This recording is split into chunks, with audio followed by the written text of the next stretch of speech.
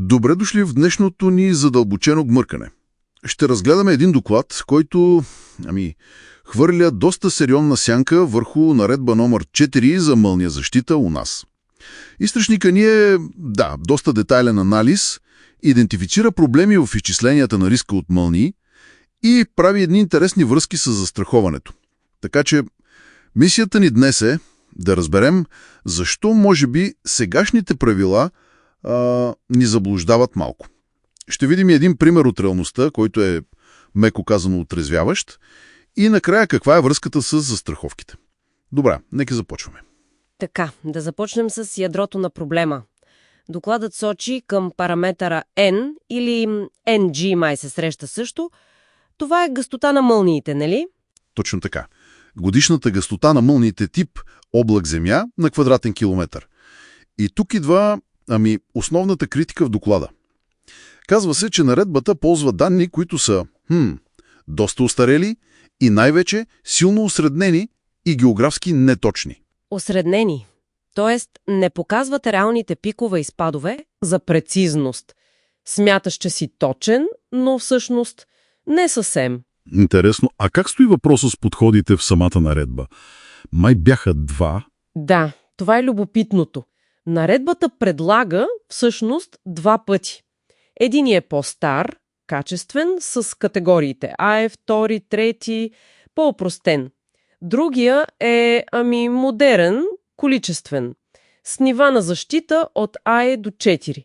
Там вече се смятат конкретни рискове R1 за хора, R2 за услуги, R3 за икономически загуби. Звучи доста по-прецизно. На теория, сравняват се с допустим риск, RT, обаче ето го и парадокса. И двата подхода, дори модерния, стъпват на същия този проблемен параметър N. На същите тези осреднени данни. Чакай малко, значи, дори сложните формули на модерния подход, те се захранват с потенциално неверни данни. Точно. Доклада го нарича класика в жанра.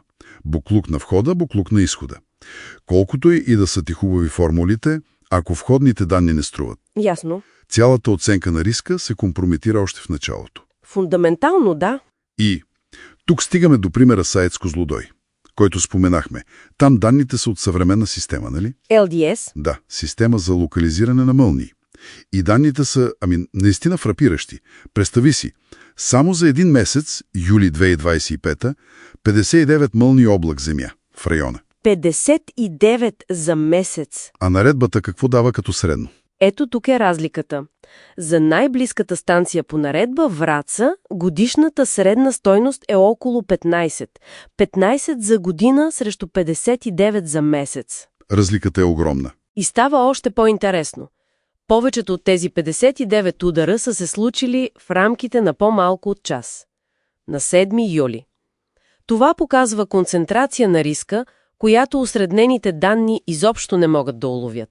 А имаш и нещо за силата на тока. И за импулсите. Да, много важно. Регистрирани са удари с много висок пиков ток. Един от минус 43,5 килоампера. Това е сериозна заплаха за преки щети.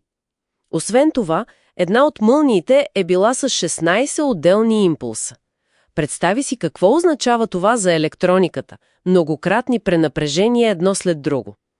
Наредбата изобщо не отчита такива параметри – пиков ток, множественост. Които са критични за защитата от непреки удари, предполагам. Точно. За чувствителната електроника, за системите за управление. Точно тук е разликата между осреднен риск по книга и реалния, концентриран риск, който LDOS улавя. Логично е тогава, че докладът предлага промени в наредбата.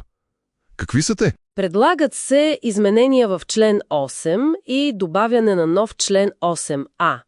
Основната идея е задължително да се използват данни от LDS за обекти с висок риск. Кои, например? Категория А и втори и, разбира се, критична инфраструктура. Изискването е данните да са от поне 10 години наблюдения в радиус от 10 км около обекта. Така оценката на риска става много по-реалистична. Добре, и как всичко това се връзва с застрахуването? Защото споменахме, че има връзка. Ами, връзката е пряка и много логична. Когато имаш прецизна оценка на риска от мълнии ОРМ, базирана на реални LDS данни, тогава застрахователите могат да действат информирано.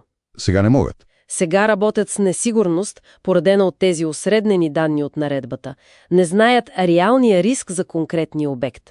С точни данни картината се променя. Как? Създава се стимул. Ако ти като собственик инвестираш в ОРМ с LDS данни и изградиш адекватна защита според реалния риск, Застрахователят вижда това обективно намаление на риска. точно. И може да ти предложи по-ниска, по-справедлива премия. Получава се един положителен цикъл. По-добри данни, по-добра защита, по-ниски застрахователни разходи. Именно. Докладът дори скицира един примерен застрахователен пакет, наречен Мълниозащита Плюс. Какво включва той?